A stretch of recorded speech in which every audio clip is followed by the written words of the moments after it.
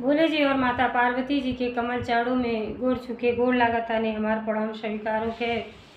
माँ जगदम्बा भवानी के कमल चारों में गोड़ छुके गोड़ लागता ने हमार प्रणाम स्वीकारों के। सब देवी देवता के कमल चारों में गोड़ छुके गोड़ लागता ने हमार प्रणाम स्वीकार होके। नीलम दीदी और हरिंदर भैया के कमल चारों में गोड़ छुके गोड़ लागता ने हमार प्रणाम स्वीकार होके। सब गुरु भाई बहना के कमल चारों में गोड़ छुके गोड़ लागता ने हमार प्रणाम स्वीकार होके। तो देखिए गुरु भाई बहना, हम भोले जी के शिव जी के चर्चा कहानी के माध्यम से आप लोगों के सुनावे जाता नहीं। तो ये चर्चा के आप लोग आधा अधूरा कबो ना सुनाओ। भोले जी के चर्चा 3 घंटा तक होला शिव चर्चा, और गुरु बहना लोग 3 घंटा तक बेचारी भजन कीर्तन करेली, अपने जीवन के धन्य बना देली। तो आप सभी कभी भी मोबाइल पर कथा सुनी तो पूरा कथा सुनी। काहे खातिर आधा कथा सुनने से परमपिता परमेश्वर और माता पार्वती जी के अपमान होला। अब जब पूरा कथा सुनब सभी तो आप लोगों के कथा के रहस्य के बारे में पता चली और ज्ञान भी मिली। भोले जी के नाम कहले से, सुनले से, लिखले से सारा दुख दूर हो जाला। तो देखिए गुरु भाई बहना, ये आप लोगों के जीवन से संबंधित बहुत दर्दनाक हम चर्चा कहे जाता नहीं। ये चर्चा एक माँ का है, माँ सास बहू है, और देखिए अपने माँ बाप और सास ससुर के जे सेवा करला उ चारों धाम के समान होला। लेकिन जीते जी माई के एक रोटी खाए के ना मिलल, आ मरले के बाद देखी दुनिया बाजा बजावेला और बड़ो बिजन पकवान बना के और सबके देखावे करते खियावेला, तो एको पुण्य के प्राप्ति ना होला। ये चर्चा से आप लोगों के यह सीख मिली कि जब माई बाप के शरण में चारों धाम बा, सेवा भाव करके पुण्य कमानी, अगर मनुष्य के शरीर मिलल बा तो अच्छा कर्म करी।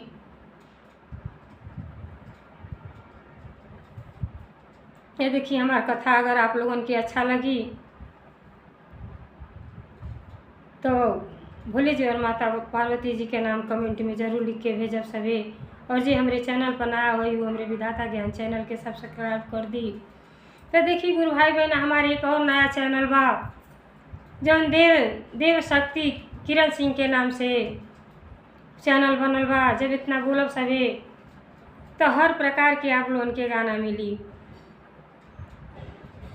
विवाह से संबंधित, तिलक विवाह, जितना शुभ काम होला हर प्रकार के उमें गाना सुने के आप लोगों के मिली। तो रिक्वेस्ट बाकी वो भी चैनल के सभी आगे बढ़ाई और अपने पेजन में शेयर करी सभी। तो देखिए गुरु भाई बहना, एक गांव में एगो भोले जी के शिष्या रहत रहली। वो बेचारी बहुत भक्ति भाव करत रहली,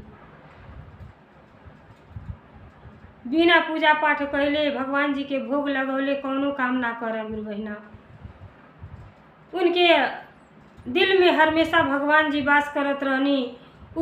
हर हमेशा यह सोचें कि मनुष्य के शरीर पौले बाणी तो भक्ति भाव तक रही के चाहिए। तो व्रत त्यौहार बहुत बेचारे रहत रहली। तो भोले जी के दया से उनके एगो बेटा और एगो बेटी रहला। जौन बेटी रहली जनता माई बाप के गुण संस्कार बच्चन में आइए जाला।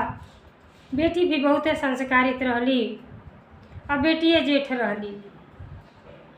भोले जी के दया से उनके सब धन दौलत रहल। तो पहले अपने लड़की के विवाह को देली, वो अपने घरे चल गईली। जब वो अपने घरे चल गईली तो सोचली कि अब बेटो भी हमार सियान हो गल बना, आ समय से इन्हों के विवाह शादी कर दी ताकि घर में बहू आ जाई हाँ तब भक्ति भाव करे के मिली। अब बेचारी जब विवाह को देली, जब बहू आ गईली तब बहू के भक्ति भाव से तनिको कुछ लगाव ना रहे।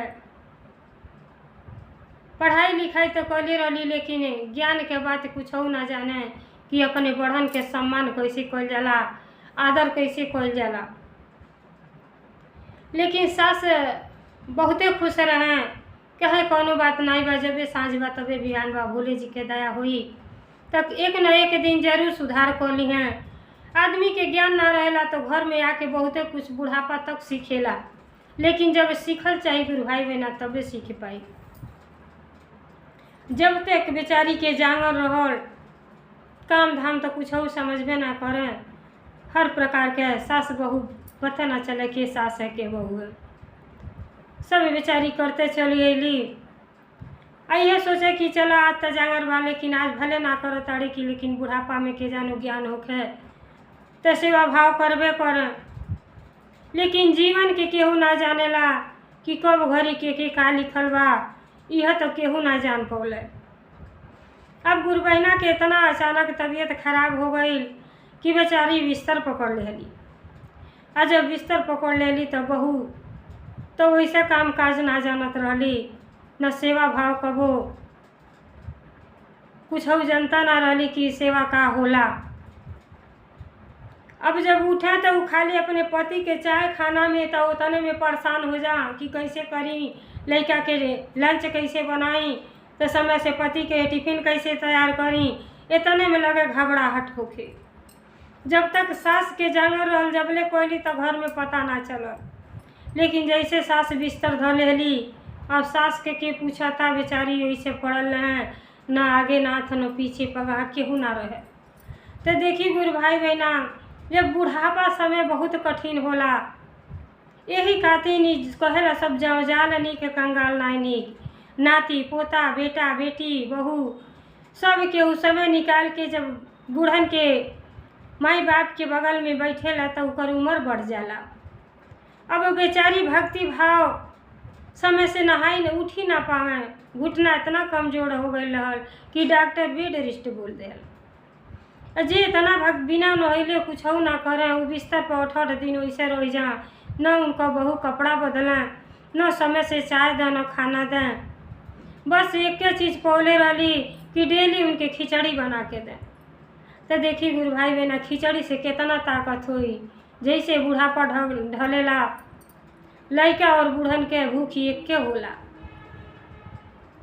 अब बेचारी बहुत अस्वस्थ होखत चल गई। अब जे भर आवे देखे जा तो बेचारी खटिया में खटिया सटल ना, सब गुरु बहिना देख देख के चल जा हाय हाय को के कहे बहुत सेवा करियो। बोले सेवा तो करबे करीला, अब का करी, हमके अपने पति के टिफिन बनावे के, खाना बनावे के, लड़का के स्कूल भेजे के है, तो हम बूढ़ा में अझुराए लगते ही कार के करी। तो तनिक भी ज्ञान ना रहल कि ये जीव से भेंट ना हुई, जीवन के कौनो भरोसा नहीं बा। और सेवा भाव कोई के पुण्य करा कैली, कर्म में भी पूजा है। अगर अपने घर में अपने बड़ों के आदर सम्मान और सेवा भाव करतानी तो कौनो भक्ति से कम ना है। भगवान जी कहेनी कि माई बाप के रूप में भगवान जी खुदे दर्शन देनी, हर घट घट में रहेली। तो जब सेवा भाव करब तो आपके आप मान सम्मान तो मिल ही के है।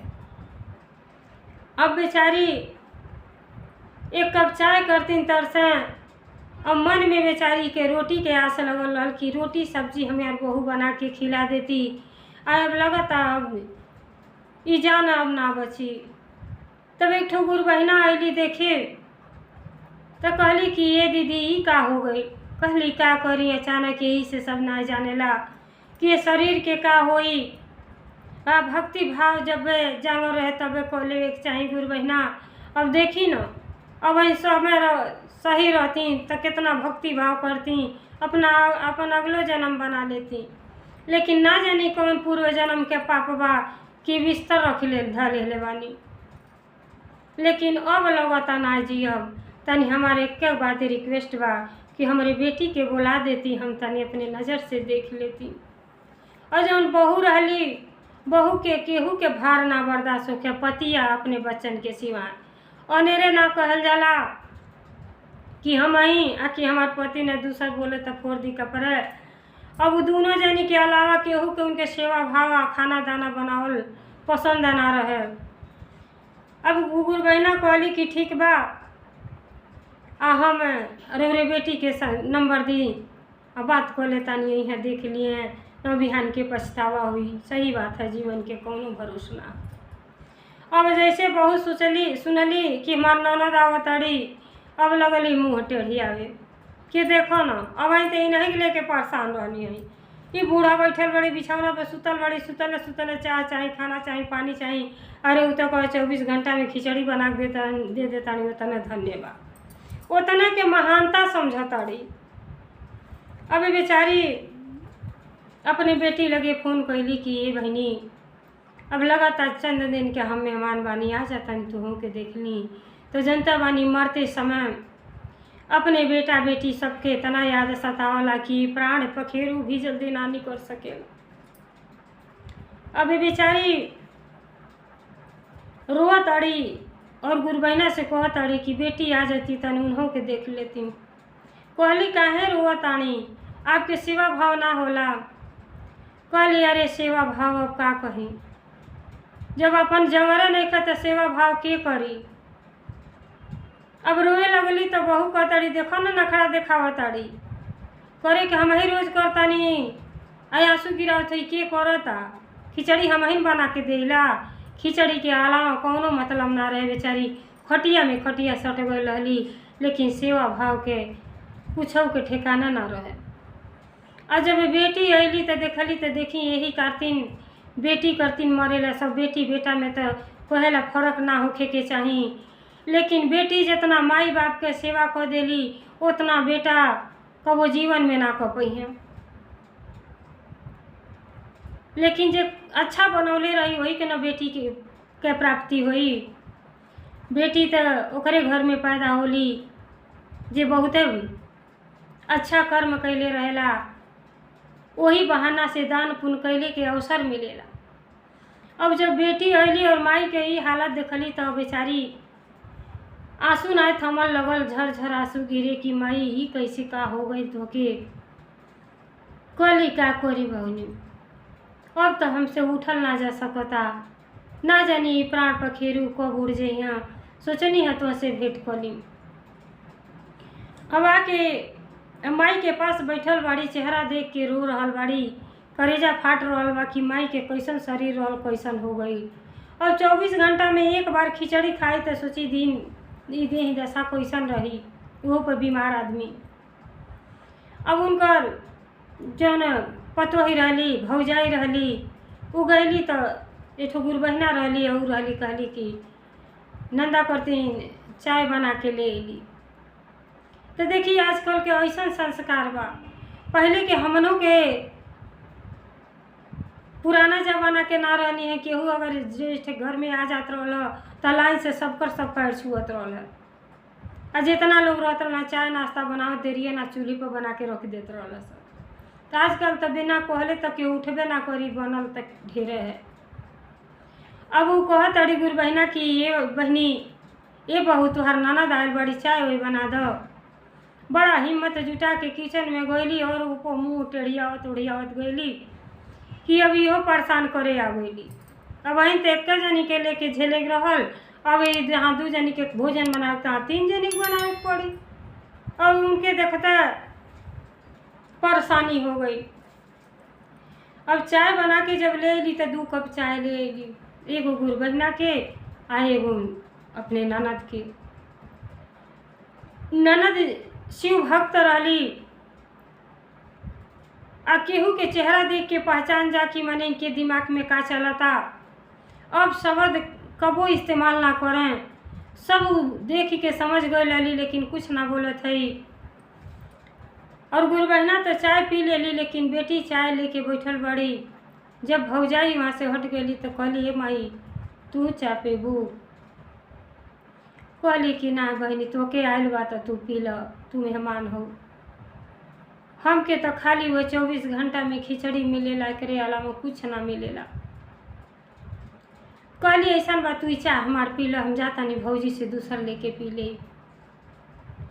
अपन चाय अपने माई के पिया देली जबरदस्ती कह के, और कहली कि ये माई तू के का खाए के मन करता। अब जब इतना बात सुनली तो बेचारी गुरबहिना झर झर रोए लगली। कहली हे बोले जी, कोखिए में बेटी बेटा सब केहू पैदा होला, लेकिन बेटी जब पैदा अगर 2 ठो हो जाली तो सब चिंतित हो जाला।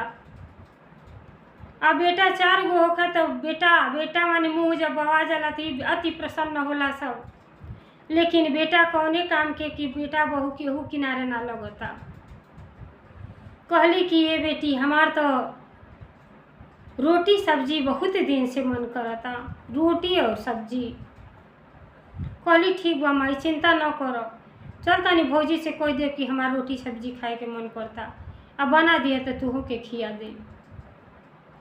गईली अपने भौजी से कहली कि ये भौजी चाहवा को कपौरो बा। कहली का होई, आ तो तन सब माइयों के दे गई रहत। कहली ना ना ना, माई के चाय ना दिया, डॉक्टर मना कइले बा ना, खिचड़ी के अलावा उनके कुछ ना देवे के। उ तो रात दिन लोढ़ा ढिमलावे कि बुढ़िया कहिया मर जाए, जा राम राम सत्य हो जा खत्म बवाल। तो वह कहले बा केतनो मनाई,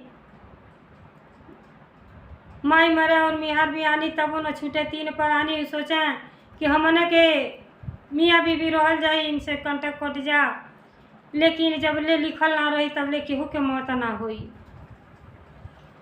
अब चाय नहीं देली, लेकिन कहली कि ये भौजी तन रोटी सब्जी बना दी हो। तब कहली ठीक बा, मुँह टेढ़िया के कहली कि देखा अब एगो ये जाओ जा लागली, हमन के पति पत्नी रहने तो कुछ हो नहीं, होटल से मंगा खा ले रहने, खाम खत्म हो जात रहल। अभी आ गई तो इन्हों के झंझटिए बा। अब नंदा के तो कैसो मसमसा के सब्जी रोटी बनौली और सास के खिचड़ी ले आके बना के दे देली। कहली कि अली ये अपने माई के खिया दी। कहली ये भौजी रोटी सब्जी बनावे, कहली तो ई का बना देलू। आ तो डॉक्टर कहले न बाना रौरा के का करे, बाजू आयल बड़ी बिहान चल जाए, झेले के हमके न पड़ी। अरे सीधे से खिचड़ी खिया दी, यह धन्य मनाई की बना के दे देता नहीं तो बूढ़ा ना जाने कहिए फुटुक गई रहती। अब सोच ली मनुष्य के शरीर पाके आ मनई के अंदर प्रेम नाई विष भरल बा। अगर प्रेम से जीवन काटत तो उम्र बढ़ जात। तो देखी यही खातिर 50-60 जाता आदमी के जय सिया राम हो जाता। तो भक्ति बात जन करे के बात वना गही कहनी, अपने जीवन के धन्य बना ली। अब जब माई इतना बात सुनली तो माई समझ गईली कि हमार जीवन अब ये बहू करती बोझ बन गई बा। तो जब केहू करती जीवन ही बोझ बन जा, तो जब प्राण निकल जाओ, ऐसे अच्छा कोनो उपाय नहीं है। अब बेचारी भोले जी से दया मांगो तड़ी कि हे पिताजी, अगर आपके सच्चे दिल से भक्ति भाव कैले बानी तो हमार अब ये शरीर से अब जीव हमार उब गइल बा, अब हमके शिवधाम में पहुंचा दें और हमार अब हम जियल नहीं चाहत। भगवान जी से दया मंगली और भोले जी और माता पार्वती जी कैलाश पर्वत पर से देखत रहनी कि बुढ़िया के बड़ी सासत हो रहल बा। बिस्तरा पर से न उठ पावताड़ी न बैठ पावताड़ी। अब बहू के अत्याचार तो बढ़ते जाता। तब भोले जी आपन मनई भेजनी, इतना भक्ति भाव कैले रहली। अब अगले जन्म के तो भोग तो हमके करही बा, लेकिन ये जन्म में बहुत अच्छा कर्म कैले रहली। अब भोले जी अपन शिवलोक के आदमी भेजनी और फूले के सेहरा पर बूढ़ा के जब मृत्यु हो गई तो फूले के सेहरा पर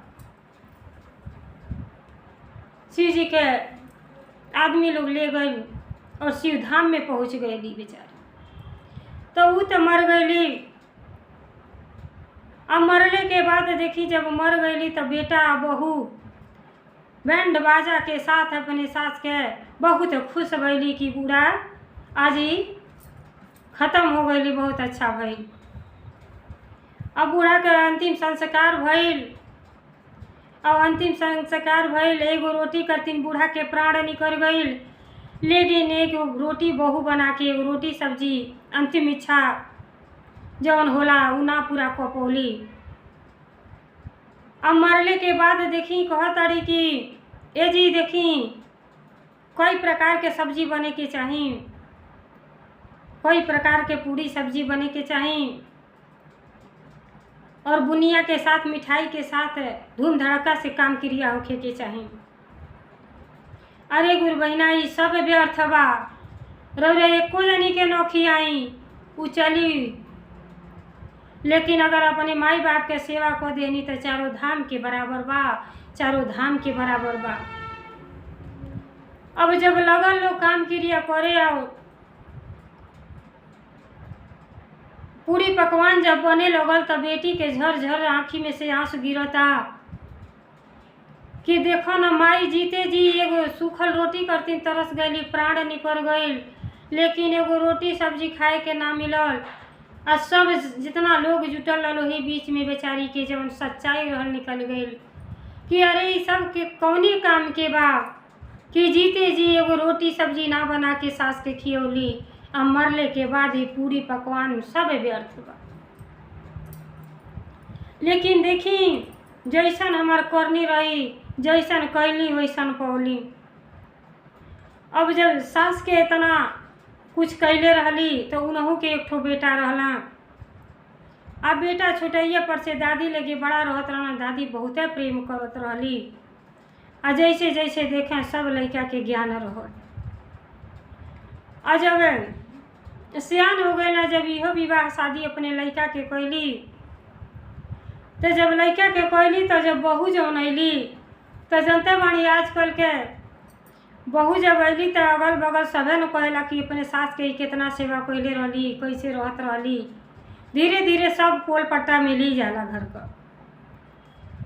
अब वो तो अपने सास के कुछ ना कैले रहली, अब सीधे उल्टा होखे लगल, जैसन कैली वैसन कैली। इनकर जब बहू अली तो वो का करें, जब ये बीमार पड़ली तो वो खाली खिचड़ी बना के दे, सेवा भाव के किनारे ना जा। लेकिन देखी गुरु भाई बहना, जब कर्म खराब रहेला, जब देखी सुख आ जाला तो दुख आदमी भुला देला। लेकिन जब दुखे दुख रही तो दुख कहाँ भुलाई। अब बेचारी जब बहू खिचड़ी ले आके दें तो जौन करनी सास के रहल वो याद आवे लगल कि हमहू ऐसा कैले रहली। हमके अपने इस शरीर पर से देख के घृणा होता कि ऐसा हमके ना करे के चाहत रहल। तो पछतावा के सिवा गुरु बहिना कुछ ना रह जाला। यही करती जब भी साँझ बा तबे बिहान बा। समझदारी जरूर सीख लेवे के चाही। सेवा भाव कैले से हाथ ना कटेला और नहीं मान सम्मान मिलेला, प्रेम मिलेला। जौन चीज आप कोनो चीज से रुपया पैसा से ना खरीद सकेनी। अब जब उनका सास तो मर गईली, अब इनका जब सासत होके लल बहू खिचड़ी बना के देवे लगली तो जब खिचड़ी आवे तो ठठा के हंसे लगा। जब अपन बेटा बहू खिचड़ी लेके आवे लो तो वो तो सोचे ही अपने सास के इतना सासत कैले बाड़ी उतना सासत इन्हों के होई। तो वो सासत सोच के खिचड़ी बना के ले आवे और सास तौन हंसते जा हंस के खिचड़ी खा लें। उनके पुरानी बात याद आवे लगल कि आज हम अपने सास के साथे ऐसा कैले रहनी तो हमारे साथे हमार बहू कर रहल बाड़ी। अब बिहान इनहू के पारी आवे वाला बा। तो देखी गुरु भाई बहना, यही से कहल जाला कि जैसन कर्तव्य हमार रही वैसने अगला पीढ़ी भी जाई। ऐसे अपने के शुद्ध विचार बना के जिए के चाही। सास के घर ननद भौजाई के घर भौजाई, ये ऐसा रिश्ता बा कि अच्छा प्रेम से निभावे के चाही। अब जब ऐसे करते करते महीना 15 दिन बीत गए, जब खिचड़ी बना के पतोह ले आवे तो ये बेचारी खैले से पहले हंसे लगा ठठा के। अब वो सोचली कि खिचड़िया तो इनके मरे करती देताड़ी कि अस्वस्थ हो जाए, मर जाए, छुटकारा हो जाए। आई हंसते जाताड़ी, बूढ़ा के का हो गई बा। अब एक दिन वो अपने पति से जाके कहली कि राउर माई के जब खिचड़ी ले जानी तो ई हंसेली काहे। हमरे तो कुछ समझे ना आवेला कि रोज के रोज हंसत जाली। तब गईली तो कहताड़ी कि चली अम्मा से पूछी कि काहे हंसेनी, खिचड़ी खाओ लेनी हंसबो करेनी। अब पूछी का बात है, काहे ये तरह हंसेली, कहीं पागल तो ना हो गइल बानी। अब दोनों जनी आवत आलो, जले सफर के घर में से आवत तले बूढ़ा अपन भगवान भोले जी के शरण में ध्यान लगा के कहताड़ी कि हे गुरुजी, हम तो मनुष्य के शरीर पाके आ सीखले के कोशिश ना कैनी, शास्त्र हमारे इतना भक्ति भाव कैले रहली, अब कुछ ना सीखल चाहनी। अगर सीखले रहती तो ऐसा दिन ना देखे के रहत। तो देखी हमार जन बाकी खोची के जिंदगी बा, हम अच्छा से जियल चाहत हई, हमर पर दया करी और कृपा करी। अब कोई के भगवान जी से भजन गावत है। जैसन करनी कैली वैसन भरनी मोर बाण, ज्यादा न थोर बाण हो। जैसन करनी कैली वैसन भरनी मोर बाण, ज्यादा न थोर बाण हो। तो अब जैसे भजन शुरू कैली कि जैसन करनी कैली वैसन भरनी मोर बाण, ज्यादा न थोर बाण। हे भगवान जी, अवश्य के ज्ञान दीदी, आई बिस्तर पर से हम उठ जाएं और भक्ति भाव कर लें, अपने जीवन के धन्य बना लें। तोले बेटा बहू आ गई ना, कहत यारी बहू की देखी न जी राउन माई पगला गोल बाड़ी, तनके में हंसताड़ी तनके में गावताड़ी। अब बेटा आइल तो कहत है माई बताओ न काहे तू हंसेलू, का बाती हो।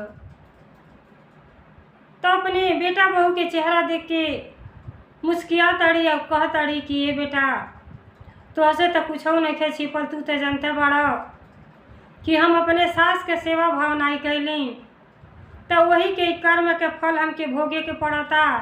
स्वर्ग और नरक सब यही बा। तो यही से हंसतानी कि सास तो हमार चल गई दुनिया छोड़ के, आ हमारो चंद दिन के अब हम मेहमान बानी। आए करे बात तोहरे मेहरारू के पारी आए वाला बा। तो अगर जैसन हम कैली तो हमके भोगे के पड़ता, तो वैसन उनहु के यह अब जैसन हमरे साथे करिया वैसे उनकर बेटा बहू उनके साथे करिया। तो हम यह सोच के हंसीला। तो देखिए गुरु भाई बहना, वही बहू के ज्ञान हो गई, वही भोले जी परिवार में ज्ञान दे दिली। और ओकरे बाद इतने बात कह के फिर अगला कड़ी शुरू कर दिली। जैसन करनी कैली वैसन भरनी मोर बाण, ज्यादा न थोर बाण हो। हम ते सोचतानी आगे नंबर तोर बाण, हंसत जियर मोर बाण हो। हम ते सोचतानी आगे नंबर तोर बाण, हंसत जियर मोर बाण हो। जैसन करनी कैली वैसन भरनी मोर बाण, ज्यादा न थोर बाण हो। हाँ शिवजी दया करबे हमरो जिंदगी थोर बाण, हमसे विनती मोर बाण हो। शिवजी दया करबे हमरो जिंदगी थोर बाण, मन से विनती मोर बाण हो। शिवजी दया करबे हमरो जिंदगी थोर बाण, मन से विनती मोर बाण हो। जैसन करनी कैली वैसन भरनी मोर बाण, ज्यादा न थोर बाण हो। तो देखिए गुरु भाई बहना, जब ये तरह के भजन कीर्तन जब उनके ज्ञान भइल कि सच बात है, पहले के पूर्वज जौन भी कहानी खिस्सा बनौले रहना वो सोरे आना सत्य बनौले रहना। जैसन हम करब वैसने हमार पीढ़ी जाई। तो काहे न हमें ये दुनिया संसार के बदल दी, भक्ति भाव में अपन मन लगाई और सबके प्रति प्रेम करी और पुण्य कमाई सेवा भाव कोई की अपने जीवन के धन्य बना ली। और जब समझदारी हो जाए तब अपने आप के बदल देवे के चाहिए। अब जब इतना भजन कीर्तन जब सुन ली और सास के मुँह से ही बात सुन ली कि सास के हमरे अब एहसास हो गइल बा कि हमार कर्म खराब रहल तो हमके यही भोगे के पड़ता, तो हम जवन गलती कैली तो बहू के समझौले के कोशिश करता रही कि तू न गलती कर, तू अगर समझदार बाड़ू तो अपने जीवन के धन्य बना ल। आ भक्ति भाव तो माई बाप के सास ससुर के चरण में तो चारों धाम है, जे सेवा भाव कर लेला वो चारों धाम के समान होला, बहुत शांति बहुत आनंद मिलेला। यही खातिर सब देखी पहले ही के गाना बहुत पुराना गाना है कि घर ही में मंदिर बनैबे आ तीर्थ धाम ना कहीं जेबे। तो ये सब पूर्वज लोगन के गाना है, आज के नहीं, बहुत पहले के गाना भजाना है कि यहू से आदमी सीख ले। खिस्सा कहानी तो एगो आप लोगन के आनंद करे करती एक जरिया बा, लेकिन भक्ति भाव यही में मिलेला। जब तक कहानी ना सुनब, प्रवचन ना सुनब, सत्संग में ना जाए, तीर्थ धाम में ना जाए तो अच्छाई सच्चाई के पता ना चली। तो देखी गुरु भाई बहना, बहू के इतना ज्ञान हो गई कि उ जौन खिचड़ी के कटोरा धैले रहली उठा के झटक देली बाहर, कहली कि ना, ई कटोरा घर में रही आ ना हमरो बहू हमरे साथे ऐसा करी है। और आके सास के गले से लग गईली आ लगली सेवा भाव करी, बेचारी नहवावा धोआवा पीछा आ इतना सेवा भाव कैली कि उ जौन की बिस्तर पर से उठ ना पावत रहली, अपने से चले फिरे लगली। और सास बहू दोनों मिलके भक्ति भाव करे लगली कि जौन भी जीवन बचल बा, जब भी साँझ बा तबे बिहान बा, और जे भगवान के दरबार में जब बे जाला ओकर सारा दुख दूर हो जाला, ओके ज्ञान मिलेला। अब दोनों जानी बड़े सवेरे उठें और साथ ही साथ भक्ति भाव करें। सारा बुराई जौन पीछे के बात रहल सब पीछे छूट गई और अच्छाई घर क गई। अच्छाई में देखी कितना शक्ति होला, कितना प्रेम भाव से रहे लगल लोग कि घर में आनंद ही आनंद आ गई। तो जाने घर में प्रेम पूर्वक से सब रहेला तो घर में लक्ष्मी जी के वास होला, उहे लोग आगे बढ़ेला। जेकरे घर में एकजुट भाई बंधु रहेला, चार भाई बाणे आपस में प्रेम से रहेला, माई बाप के मुखिया समझेला तो घर आगे बढ़ला। मात्र जैसे आप समझ ली झाड़ू के जब आप मुठिया में बांध देनी तो पूरे घर के सफाई को देला, लेकिन वही झाड़ू के अगर खोल के बिखेर दें तो पूरे घर के कचरा बन जाला। तो जब भाई भाई आपस में मित्रता खत्म हो जाला तो सब कुछ बिखर जाला। रुपया पैसा तो अपने बस के बाद चली आई, लेकिन भाई बंधु माई बाप के प्यार जीवन में दूसर के ना दे सकेला। तो देखी ये कथा से आप सभी बहुत कुछ सीखब, लेकिन जब पूरा सुनब तब। तो जैसे भोले जी माता पार्वती जी के दया कृपा वो सास बहू पर भइल की मन बदल गई, वैसे सब पर कृपा दया बरसे, सब के परिवार आनंद खुश में से रहे। हर हर महादेव, घर घर महादेव, भोलेनाथ की जय।